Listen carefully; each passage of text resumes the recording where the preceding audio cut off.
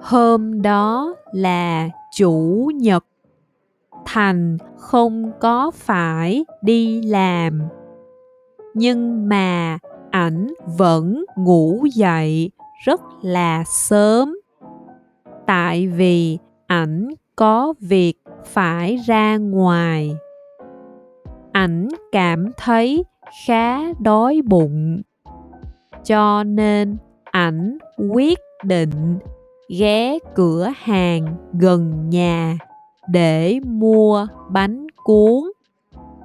Ảnh muốn gọi một phần mang đi, nhưng mà ảnh phải xếp hàng và đợi khoảng 10 phút. Khi tới lượt ảnh, đột nhiên công an tới. Họ phong tỏa con đường do Covid. Ảnh cảm thấy khá là hoảng sợ. Ảnh cố giải thích với công an: em không có sống ở đây.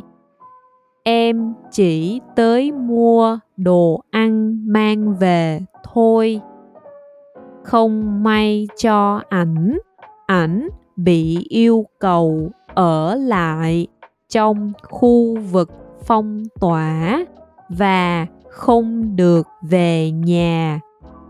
Mặc dù chỗ ảnh đang đứng ở ngay rìa khu vực phong tỏa, ảnh phải sống trong nhà của người lạ và cách ly 21 ngày.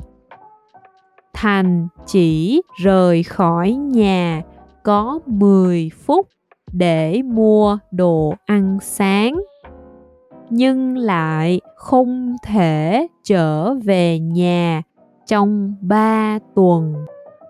Ảnh đúng là một người không may mắn.